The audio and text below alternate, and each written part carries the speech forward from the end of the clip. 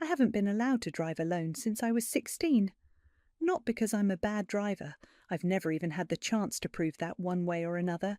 It's because I'm sick. Always have been, always will be, according to my parents. At least, that's what I believed until 3 weeks ago. My name is Rachel, and I'm 28 years old.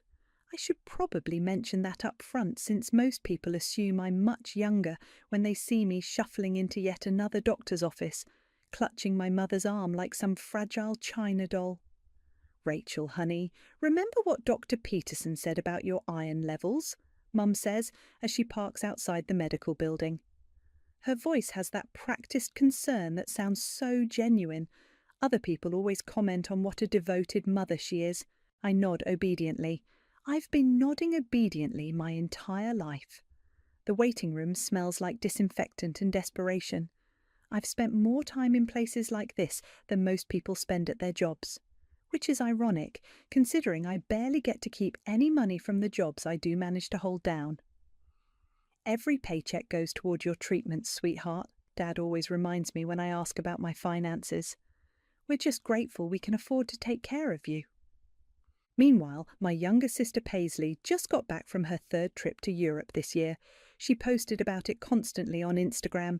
Designer bags, five-star hotels, champagne brunches, all funded by my parents. Careful budgeting, apparently. Rachel Martin, a nurse, calls my name. This appointment is different, though. It's not one of my usual specialists.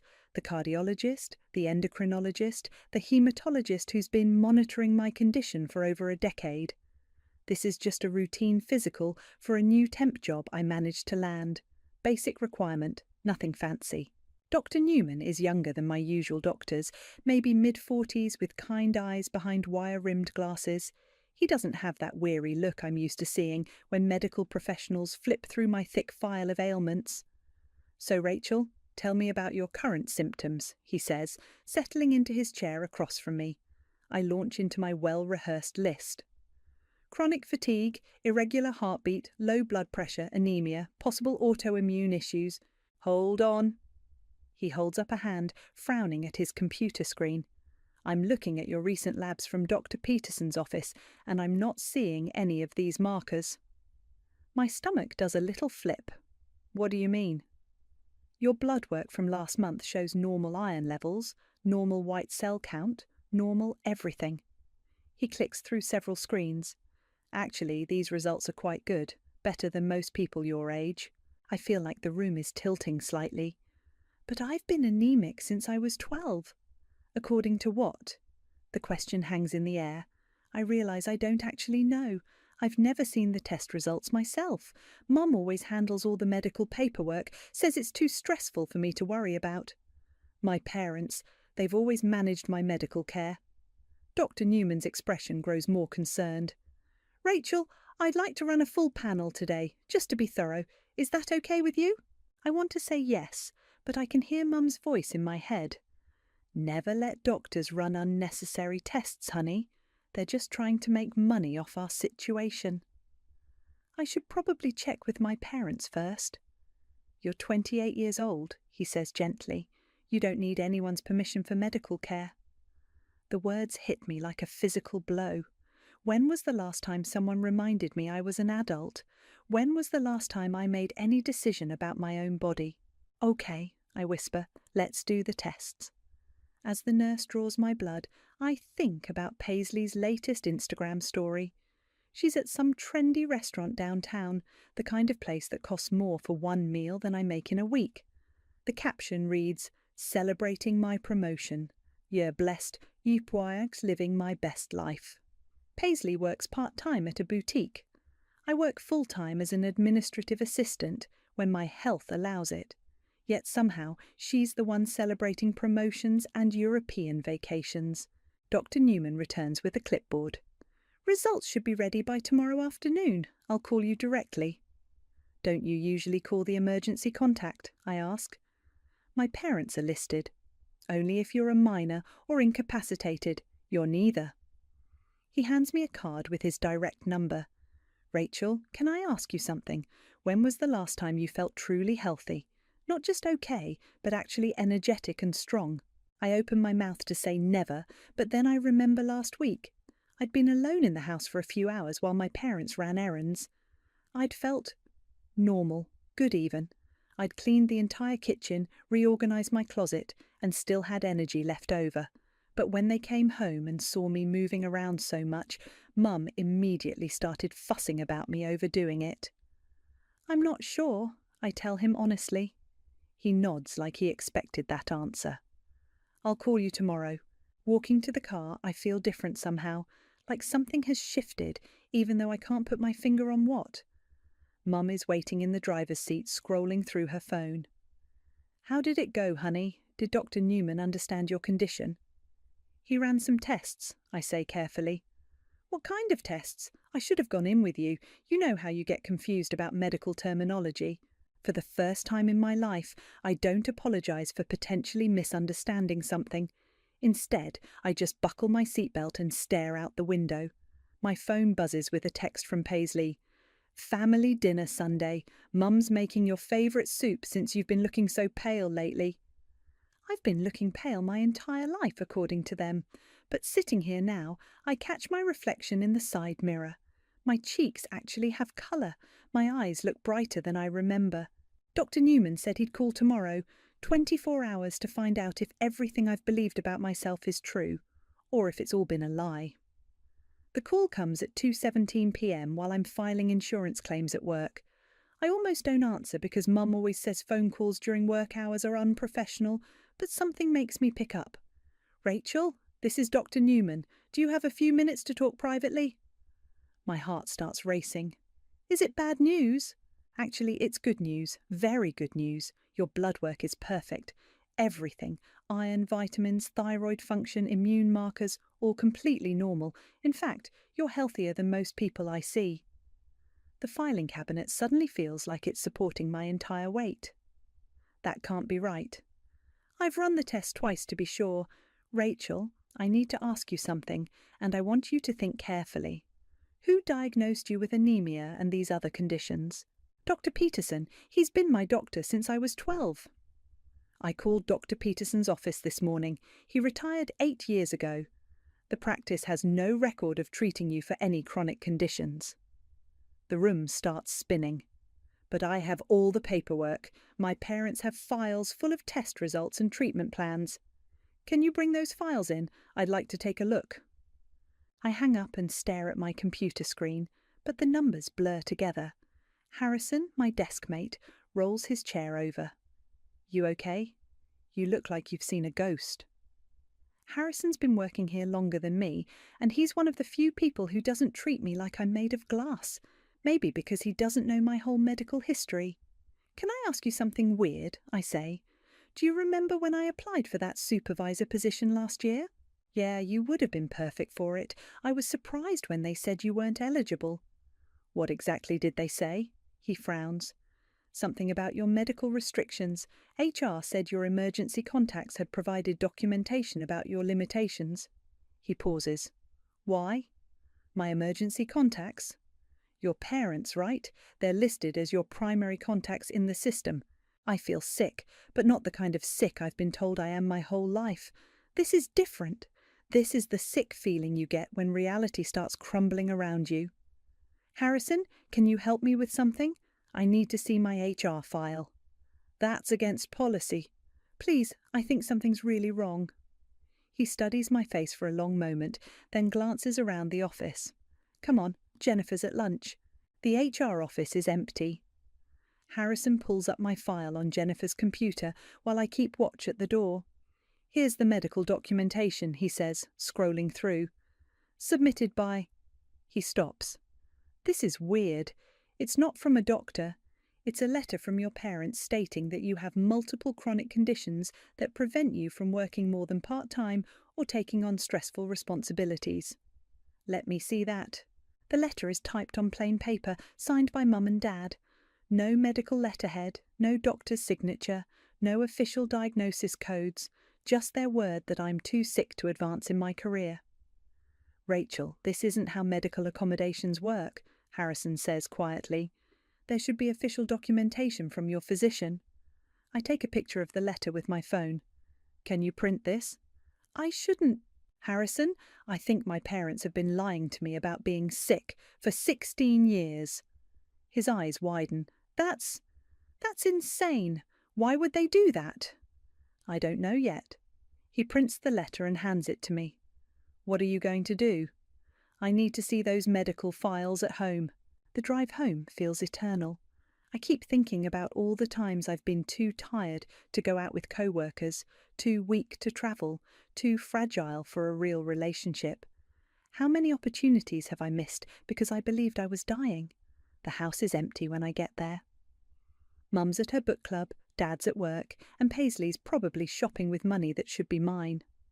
I head straight to the filing cabinet in Dad's office. The medical folder is thick, just like I remembered, but now I'm looking at it with different eyes. I spread everything across the desk and start reading. The first thing I notice is the signatures. Dr. Peterson's signature looks different on various documents. Sometimes it's neat cursive, sometimes it's messy print. I pull out my phone and search for Dr. Peterson retired. The obituary comes up immediately. Dr. Peterson died 9 years ago.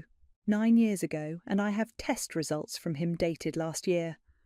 My hands are shaking as I flip through more papers, prescription bottles with labels that look homemade, lab results with no official letterhead, treatment plans that reference conditions I can't even pronounce. Rachel, honey, what are you doing? I spin around. Mum is standing in the doorway, still holding her purse. I was looking for my birth certificate, I lie. In the medical files? Her voice has an edge I've never heard before. I got confused. The folders all look the same. She walks over and starts gathering the papers. You know you're not supposed to stress yourself with medical paperwork. That's why Dad and I handle everything. Mum, when was the last time you actually spoke to Dr. Peterson? She freezes for just a second. What kind of question is that? He's dead. He died 9 years ago. The silence stretches between us like a chasm. Mum's face goes through several expressions, surprise, calculation, then that familiar concerned mask. Oh, honey, you're confused. We switched to Dr. Martinez after Dr. Peterson retired, remember? Your condition makes it hard to keep track of these things sometimes. But I'm not confused anymore. For the first time in my life, I'm seeing clearly. I want to see Dr. Martinez's contact information. Rachel, you're getting worked up. This isn't good for your heart. My heart is fine. My blood work is perfect. I'm not sick, am I? The question hangs in the air like a bomb waiting to explode. Mum's smile never wavers, but something cold flickers in her eyes. Of course you're sick, sweetheart. You've always been our special girl who needs extra care. But I'm done being special. I'm done being sick. I'm done being their lie. 3 days later, I'm pretending to be asleep when Dad comes home from work. Through my cracked bedroom door, I watch him head straight to his office. This is my chance. I've been planning this moment since the confrontation with Mum. She's been watching me like a hawk, but tonight she's at Paisley's apartment helping her redecorate. More like buying her new furniture with money that should be mine. Dad's office door is open. I can hear him shuffling papers, probably paying bills. I creep down the hallway and peek inside. Hey, Dad, can I borrow your laptop? Mine's acting up. He looks up, startled. Of course, honey, but shouldn't you be resting? Your mother said you seemed agitated earlier. Just need to check my work email real quick. He slides the laptop across his desk. Don't strain your eyes. You know how screen time affects your migraines. I don't get migraines. I never have. But I nod and take the laptop to the kitchen table where I can see him coming. His banking website is still logged in. My heart pounds as I scroll through months of transactions. Most of it looks normal. Mortgage, utilities, groceries. But then I see them. Regular transfers labelled Medical Rachel going to an account I don't recognise. $2,800 last month. $3,200 the month before. Going back years. I screenshot everything and email it to myself, then dig deeper. The receiving account belongs to something called PM Trust Fund.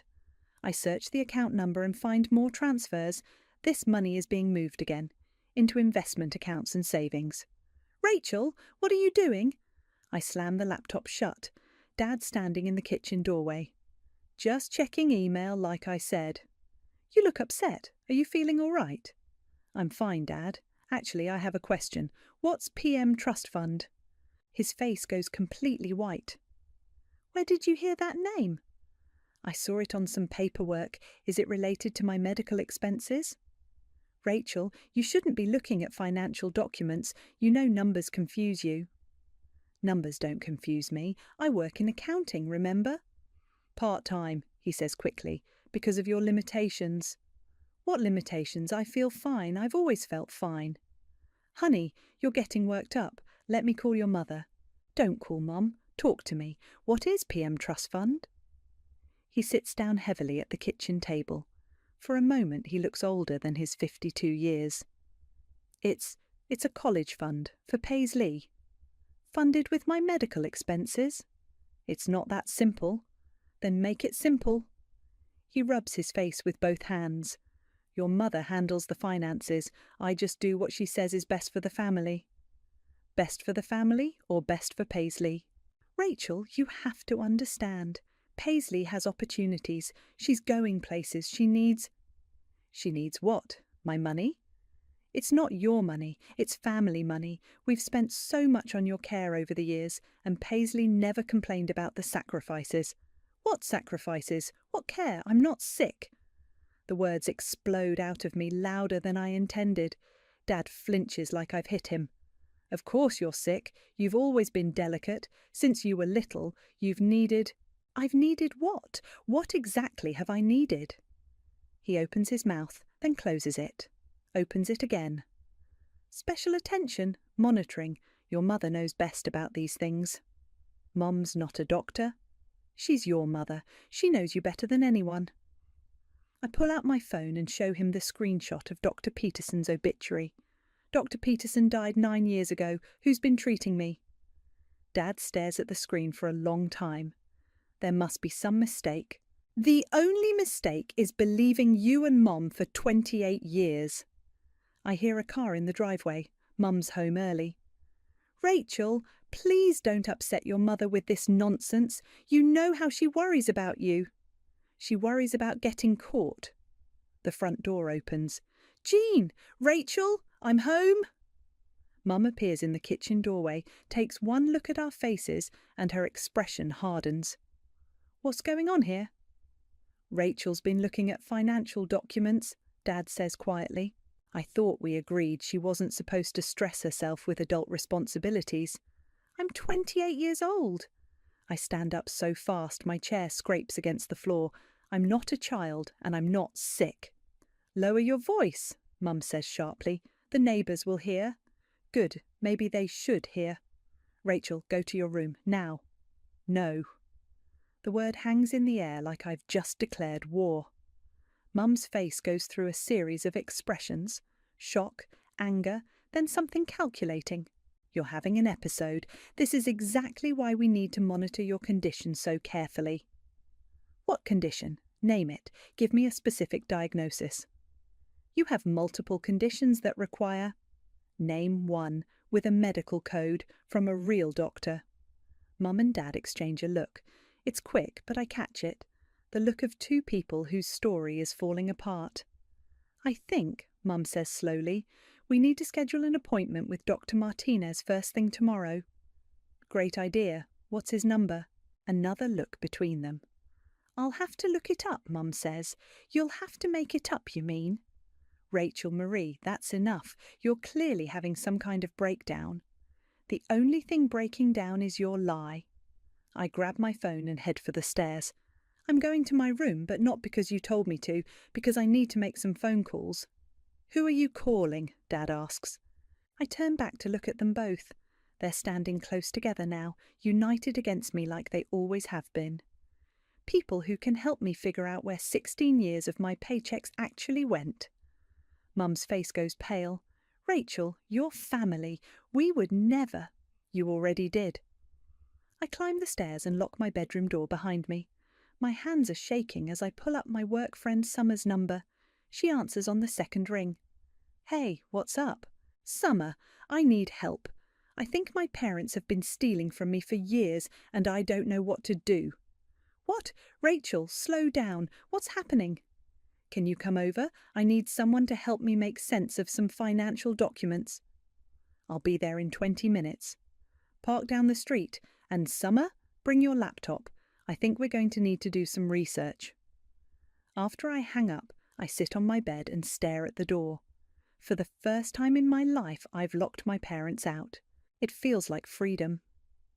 Summer arrives with her laptop and a box of donuts. She's the kind of friend who brings comfort food to crisis situations without being asked. Okay, show me what you found, she says, settling cross-legged on my bedroom floor. I spread out the bank statements and screenshots across my carpet. Look at these transfers. Every month for years, money labelled Medical Rachel goes to this PM Trust Fund. Summer pulls up a banking website on her laptop. PM? Paisley Martin? That's what I'm thinking. Rachel, this is insane. How much money are we talking about? I pull out my calculator. Based on what I can see here, at least $200,000 over the past 6 years alone. Holy shit! Summer stares at the numbers. That's like a house down payment, multiple house down payments, or European vacations, designer clothes, and a brand new BMW. Wait, Paisley drives a BMW? Got it for her birthday last year. Mum said they'd been saving up. Summer starts typing furiously. I'm looking up financial abuse lawyers. This is fraud, Rachel, like serious criminal fraud. A knock on my door interrupts us. Rachel, can we talk? It's Mom. I'm busy. Honey, I think there's been a misunderstanding. Your father and I want to clear things up. Summer raises her eyebrows and mouths don't. I'm not ready to talk yet, I call back. We're family, sweetheart. We can work this out together. Like we worked out my medical care? Silence. Then footsteps retreating down the hall. Summer turns her laptop toward me. Found one, Mia Crawford. She specialises in family financial abuse. 5-star reviews, and look at this testimonial. Helped me recover $150,000 stolen by my own mother. Should I call her? Hell yes, you should call her. I dial the number with shaking fingers. It goes to voicemail, but I leave a detailed message explaining my situation. Now what? I ask. Now we document everything, screenshot every bank statement, every fake medical record, every lie they've told. Summer opens a new document on her laptop.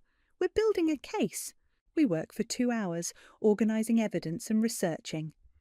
Summer finds articles about medical abuse, financial exploitation, and something called factitious disorder imposed on another. Listen to this, she says, reading from her screen. Caregivers deliberately produce or fake symptoms in their dependents to gain attention, sympathy, or financial benefit. Rachel, this is exactly what your parents did to you. My phone rings. Unknown number. This is Mia Crawford returning your call. Can you talk? Yes, absolutely. I've been practicing family law for 12 years, and your situation sounds like one of the most comprehensive cases of financial abuse I've encountered. Can you come in tomorrow morning? I'd like to review your documentation. I'll be there. After I hang up, Summer grins at me. You're really doing this. I'm terrified. Good. You should be. This is huge. She closes her laptop. But Rachel, you deserve to know the truth. You deserve your money back, and you deserve to live your own life. The next morning, I tell my parents I have a doctor's appointment. It's not technically a lie. I'm going to see someone who might help heal 16 years of damage. Mia Crawford's office is in a sleek downtown building. She's younger than I expected, maybe mid-30s, with sharp eyes and a firm handshake. Show me what you've got, she says without preamble. I spread my evidence across her conference table. Bank statements, fake medical records, screenshots, the HR documentation Harrison helped me find. Mia examines everything methodically, occasionally making notes. After 20 minutes, she looks up. Rachel, this is one of the most well-documented cases of financial abuse I've seen. Your parents have been systematically stealing from you while convincing you that you were too sick to manage your own life. Can we prove it? We can more than prove it. We can prosecute it. She pulls out a legal pad. I'm going to recommend we bring in a forensic accountant to trace every dollar. Then we're going to calculate damages. Not just the stolen money, but lost opportunities, emotional distress, punitive damages. How much are we talking about? Based on what I see here, potentially $500,000 or more. The number hits me like a physical blow. $500,000? 16 years of stolen wages, fraudulent medical expenses, lost career advancement, interest and penalties. Your parents didn't just steal your money, Rachel. They stole your entire adult life. What happens next? First, we document everything with my forensic accountant. Then we confront your parents with a demand letter. If they don't cooperate, we file both civil and criminal charges. Criminal? Wire fraud? Identity theft? Financial exploitation of a vulnerable adult? Your parents could face serious jail time. I sit back in my chair, overwhelmed. I just wanted my money back. You'll get your money back, but more importantly, you'll get justice. Mia leans forward. Rachel, I need you to understand something. This isn't just about money. Your parents committed serious crimes against you. They stole your health, your independence, your future. That has consequences. What if they're my family? Family doesn't do this to each other. What they did to you is evil. The word hangs in the air. Evil. I've never thought of my parents as evil, just controlling, overprotective. But looking at the evidence spread across this table, I see it clearly now. They've been destroying my life for their own benefit. When do we start? I ask. Mia smiles. We already have. I'm calling my forensic accountant right now. His name is Ezra, and he's going to help us follow every dollar your parents stole. She picks up her phone. Ezra, it's Mia. I need you to clear your schedule. I've got a case that's going to make you very angry. As she talks, I stare out the window at the city below. Somewhere out there, my parents are probably planning Paisley's next shopping trip with my money, but not for much longer. Ezra can see us this afternoon, Mia says after hanging up. Are you ready to find out exactly how much your parents owe you? I think about all the years I've been too sick to live my own life. All the opportunities I've missed, the dreams I've abandoned, the future I've been denied. I'm ready. Good, because by the time we're done, your parents are going to wish they'd never heard the word medical expenses. Ezra's office looks like a crime scene investigation unit. 3 monitors, stacks of financial documents, and a whiteboard covered in numbers and arrows connecting different accounts. Your parents are sophisticated, he says, pointing to a flowchart he's created.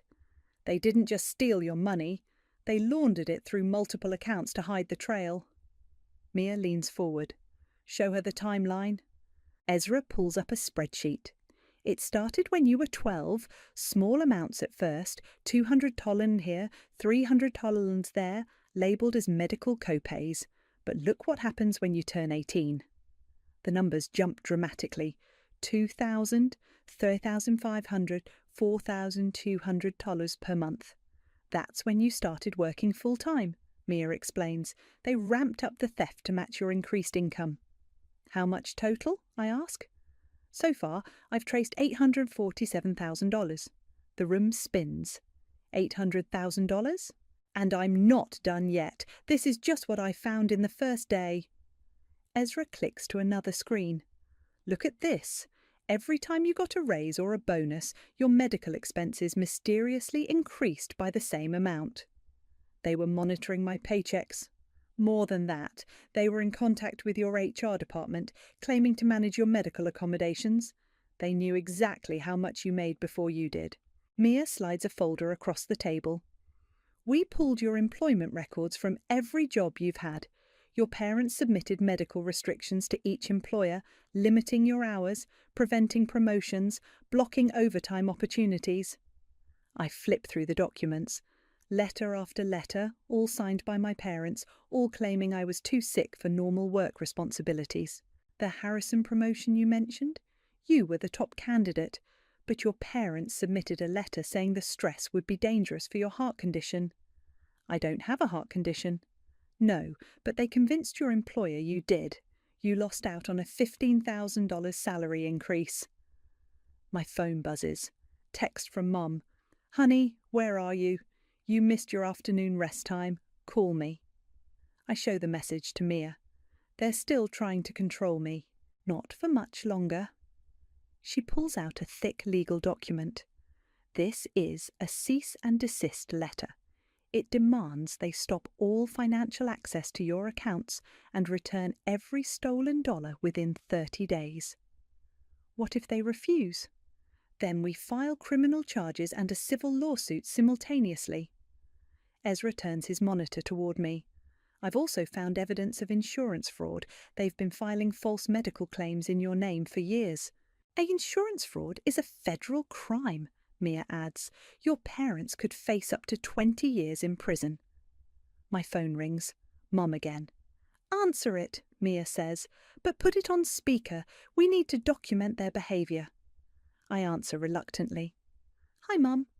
Rachel, where are you? I've been worried sick. You know you're not supposed to be out this long without supervision. Mia raises her eyebrows and starts recording on her phone. I'm fine, Mum. I'm just running errands.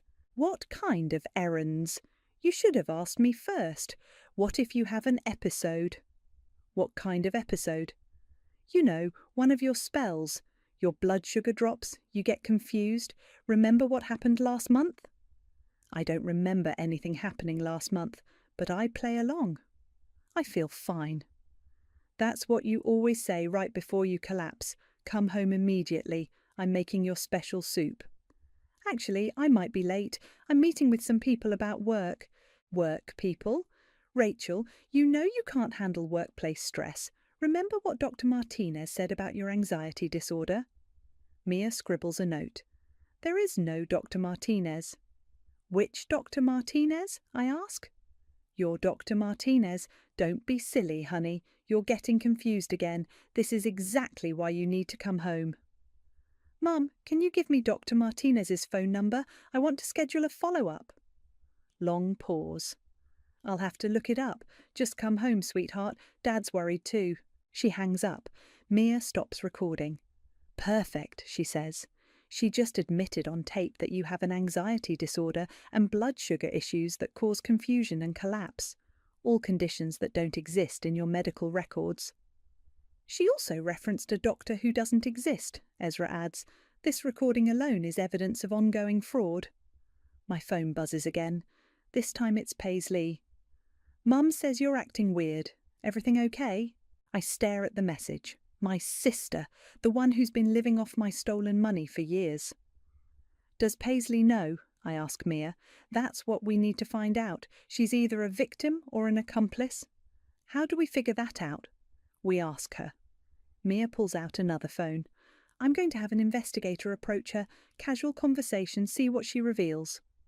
What if she warns my parents? Then we'll know she's complicit. I text Paisley back. Just tired, work stuff. Can we talk later? She responds immediately. Sure. Want to grab coffee tomorrow? I have news. What kind of news? I'm buying a condo. Finally found the perfect place. Mum and Dad are helping with the down payment. My blood runs cold. How much? $50,000. They're so generous. Said it's an early inheritance. I show the messages to Mia and Ezra. They exchange grim looks. She knows, Mia says quietly. No one gets a $50,000 early inheritance without asking questions.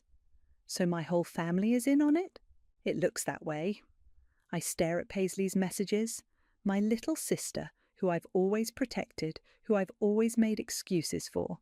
She's been spending my stolen money on designer clothes and European vacations while I've been trapped in a prison of fake illness. What happens to her? That depends on how deep her involvement goes. If she just spent the money without knowing where it came from, she might only face civil liability.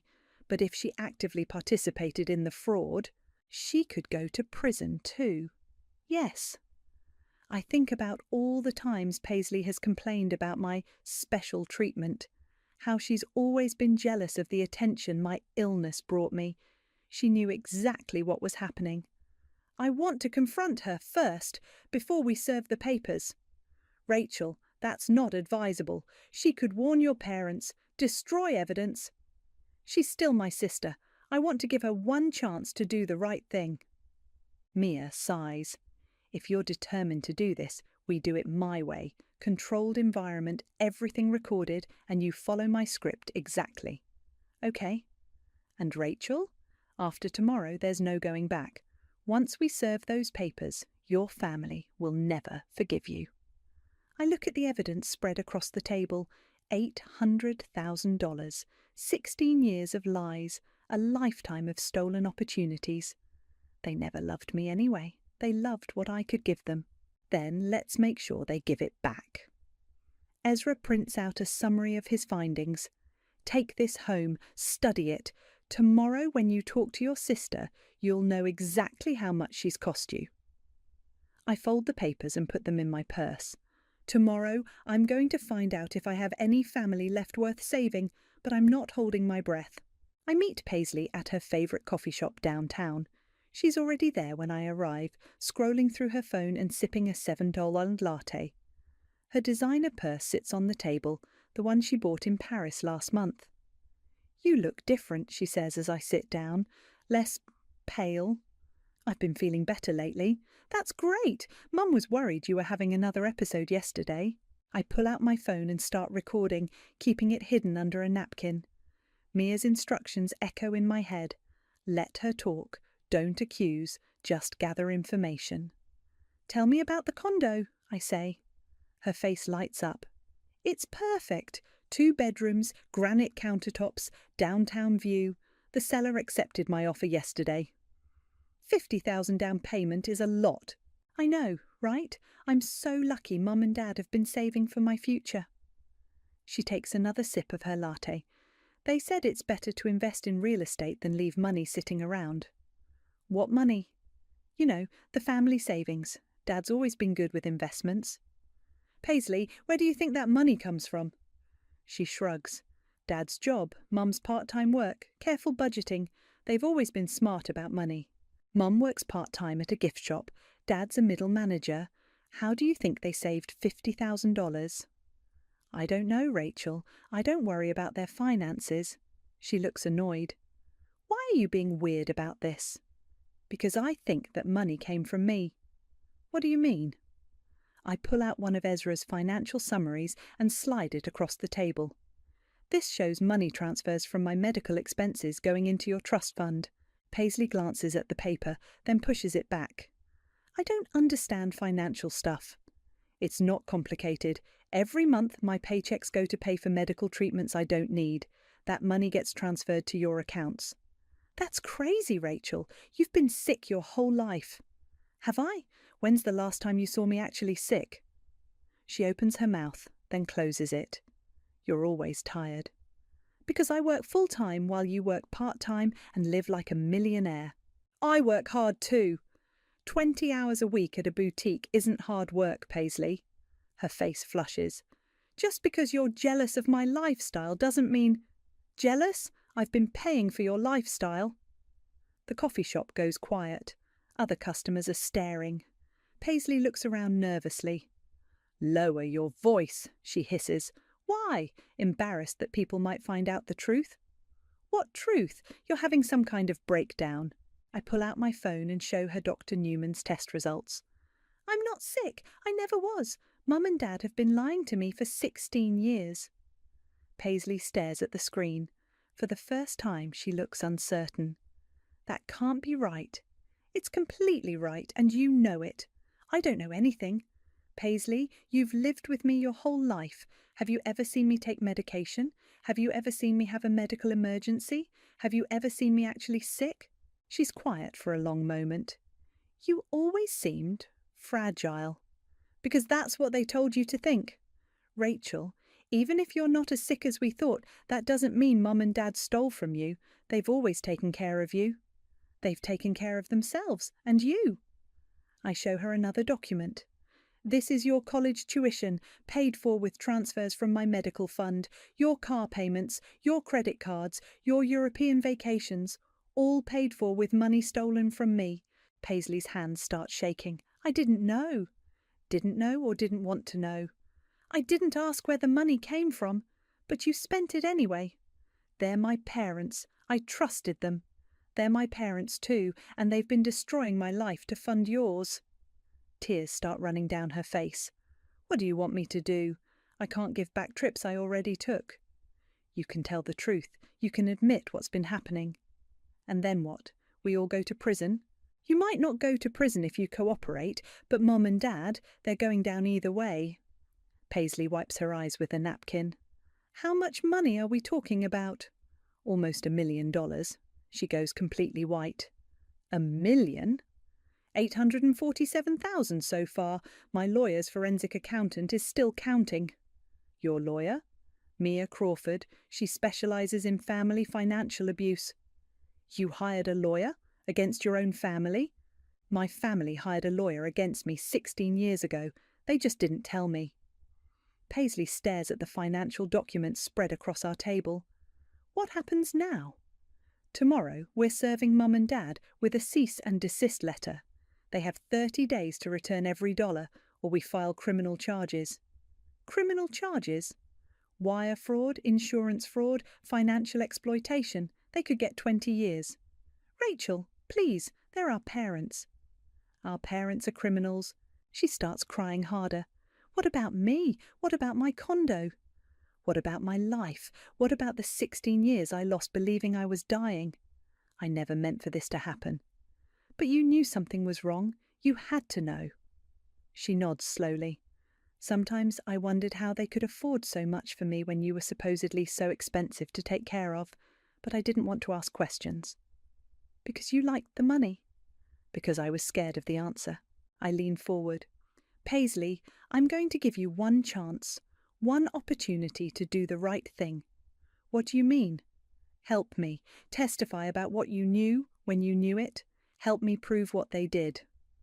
I can't testify against Mum and Dad. Then you're choosing them over me. It's not that simple. It's exactly that simple. Either you're a victim who got manipulated, or you're an accomplice who helped steal from your sister. She stares at me for a long time. What if I help you? What happens to me? You pay back what you can, you testify truthfully, and maybe you avoid prison. And if I don't, then you go down with them. Paisley closes her eyes. When she opens them, they're filled with tears. I need time to think. You have until tomorrow morning. That's when we serve the papers. I stand up and gather my documents. Paisley, for what it's worth, I'm sorry it came to this. Are you really going to destroy our family over money? I'm not destroying anything. I'm just stopping them from destroying me. I walk away, leaving her sitting alone with her $7 latte and her guilty conscience. My phone buzzes as I reach my car. Text from Mia. How did it go? I text back. She knows. She's always known. Then she made her choice. Are you ready for tomorrow? I look back through the coffee shop window. Paisley is still sitting at our table staring at the financial documents. I'm ready. Tomorrow my parents get their bill. I walk up to my parents' front door at exactly 10 a.m. carrying a manila envelope thick enough to choke on. Mia is parked across the street in her car, recording everything through the window. Ezra sits beside her with a camera. I don't knock. I use my key and walk straight into the living room where Mom and Dad are having their morning coffee. Rachel, Mum jumps up. You scared us. Why didn't you knock? Because this is still my house too, at least until you finish stealing everything from me. Dad sets down his coffee cup. Honey, what's wrong? You seem agitated. I place the envelope on their coffee table. It lands with a satisfying thud. What's that? Mum asks. Your bill. Dad reaches for the envelope, but I put my hand on it. Before you open that, I want you both to know that I know everything. The fake medical records, the stolen paychecks, the insurance fraud, all of it. Mum's face goes pale. Rachel, I don't know what you think you've discovered, but I discovered that Dr. Peterson died 9 years ago. I discovered that you've stolen almost $1 million from me. I discovered that you've been filing false insurance claims in my name. That's ridiculous, Dad says, but his voice shakes. Is it? Then explain this. I pull out my phone and play the recording from yesterday's call. Mom's voice fills the room. Remember what Dr. Martinez said about your anxiety disorder? Who is Dr. Martinez, Mom? He's the doctor who... He doesn't exist, just like my anxiety disorder, just like my anemia, just like every condition you've ever claimed I have. Dad stands up. Rachel, you're clearly having some kind of episode. Let us call Dr. Call who, Dad? Call which fake doctor? Mum sits down heavily. You don't understand. We did this for you. You did this to me. We protected you. We kept you safe. You kept me prisoner so you could steal my money. It wasn't stealing, Dad's voice cracks. It was family money. We used it for family expenses. Family expenses like Paisley's BMW, her European vacations, her $50,000 condo down payment. Mum and Dad exchange a look. The same look I've seen my whole life when they think I'm too stupid to notice. How do you know about the condo? Mum asks quietly. Because I'm not the confused, sick little girl you pretended I was. I'm a grown woman who hired a lawyer and a forensic accountant. I slide the envelope toward them. Open it. Dad's hands shake as he tears it open. He pulls out the cease and desist letter, the financial analysis, and a detailed breakdown of every stolen dollar. $847,000, I say. That's what you owe me, plus interest, plus punitive damages, plus my legal fees. Mum starts crying. We never meant to hurt you. You meant to control me. You meant to steal from me. You meant to destroy my life so you could fund Paisley's. Paisley needed opportunities. I needed opportunities. I needed a life. I needed parents who didn't lie to me every single day. Dad looks up from the papers. What do you want from us? I want every dollar back. I want you to admit what you did, and I want you to face the consequences. We can't pay this back, Mum whispers. We don't have this kind of money. Then you'll sell the house, you'll liquidate your retirement accounts, you'll get second jobs, you'll do whatever it takes. Rachel, please, we're your parents. Real parents don't do this to their children. The front door opens. Paisley walks in, looking like she hasn't slept. I heard shouting, she says quietly. Perfect timing, I say. Tell them what you told me yesterday. Paisley looks between our parents and me. I don't know what you want me to say. Tell them you knew the money came from me. I didn't know for sure. Tell them you knew I wasn't really sick. I thought maybe you weren't as sick as...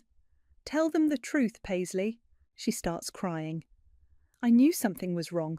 I knew you weren't really sick. I knew the money had to come from somewhere. Mum gasps. Paisley, how could I...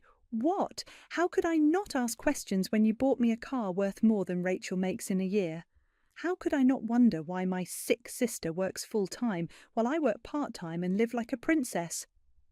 Dad slumps in his chair. This is all falling apart. It fell apart 16 years ago when you decided to destroy your daughter's life for money. I pull out another document. This is a criminal complaint. Wire fraud, insurance fraud, financial exploitation of a vulnerable adult. I'm filing it Monday morning unless you agree to full restitution. We need time, Mum starts. You've had 16 years. You have 30 days to return my money or you go to prison. What about Paisley? Dad asks. I look at my sister. That depends on whether she cooperates with the investigation or continues lying to protect you. Paisley wipes her eyes. What do you need me to do? Tell the truth, all of it. When you first suspected I wasn't sick, when you realised where your money was coming from, everything. And if I do that, then maybe you avoid prison. Maybe you just have to pay back what you can and live with the guilt. Mum stands up suddenly. I won't let you destroy this family. I'm not destroying anything. I'm just stopping you from destroying me. You ungrateful little... Careful, Mum. My lawyer is recording this conversation from across the street. Mum looks out the window and sees Mia's car. Her face crumbles. 30 days, I repeat. Full restitution or criminal charges, your choice.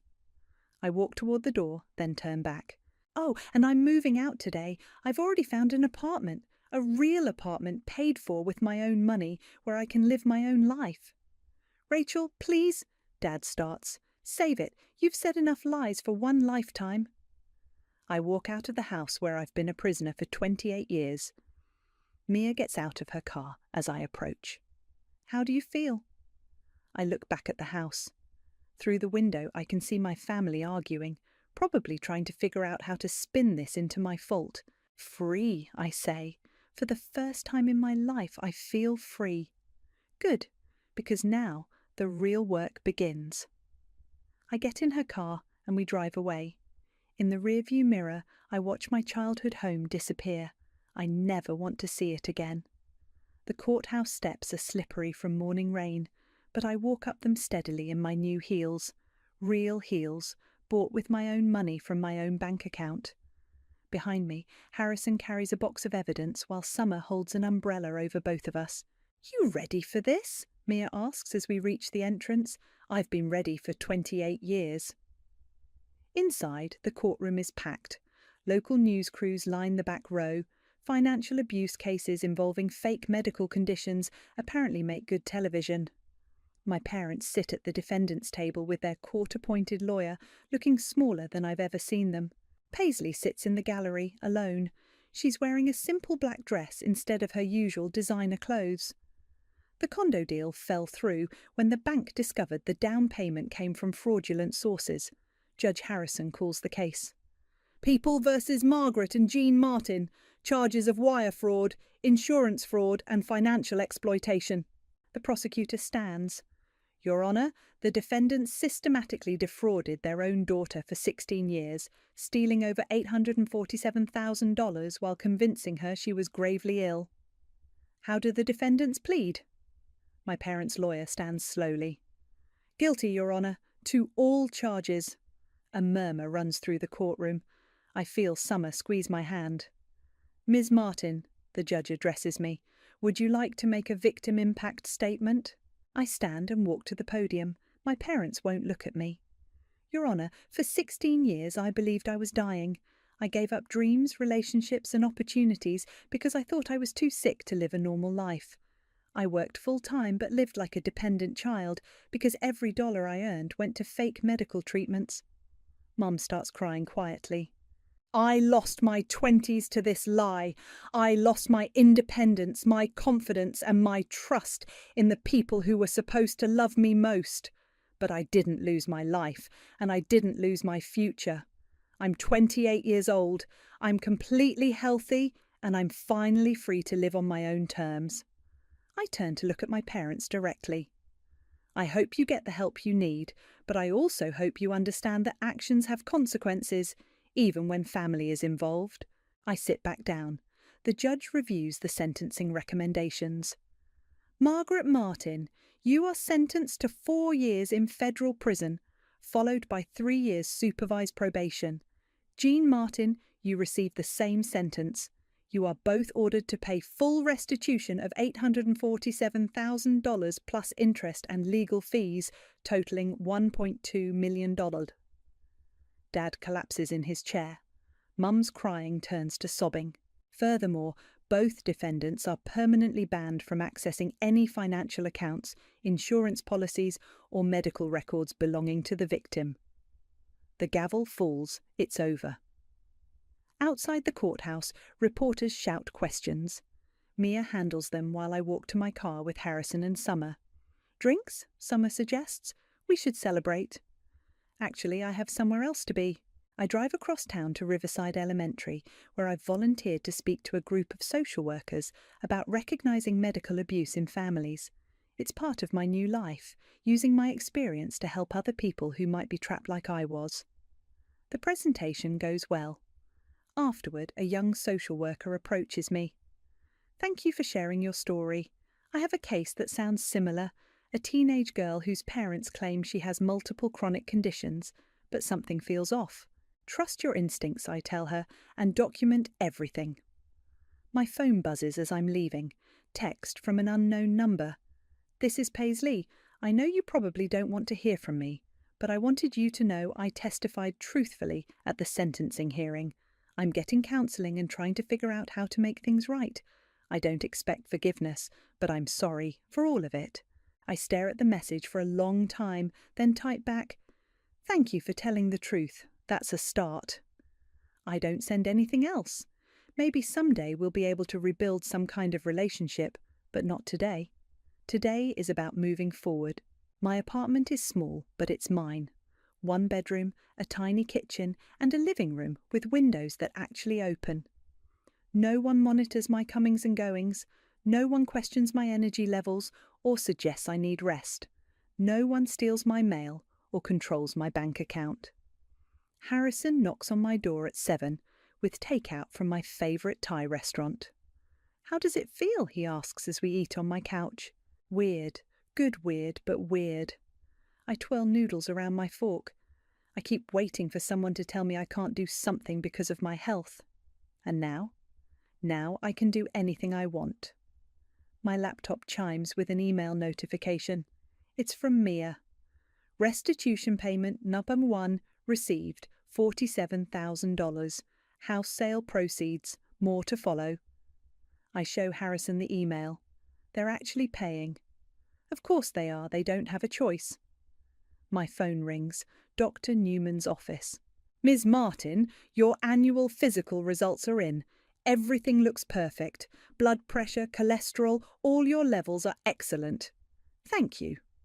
I have to ask, how are you adjusting to everything? "Better than I expected. It turns out being healthy is pretty great." He laughs. "I imagine so. Take care of yourself." After Harrison leaves, I sit on my couch with a cup of tea and my laptop. I've been thinking about starting a blog, sharing my story, connecting with other survivors of family financial abuse, maybe helping people recognise the signs before they lose 16 years like I did. I open a new document and start typing. My name is Rachel, and until 6 months ago I thought I was dying. I wasn't. I was just being robbed. The words flow easily. For the first time in my life, I'm telling my own story in my own words. Outside my window, the city lights twinkle. Somewhere out there, my parents are beginning their prison sentences. Somewhere else, Paisley is figuring out how to live without stolen money. But I'm here, in my own apartment, healthy and free, and finally in control of my own life.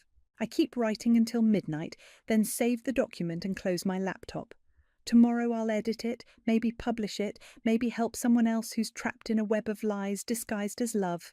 Tonight, I'm just going to sleep peacefully in my own bed, in my own home, with my own future stretching out ahead of me. Healthy at last, in every way that matters.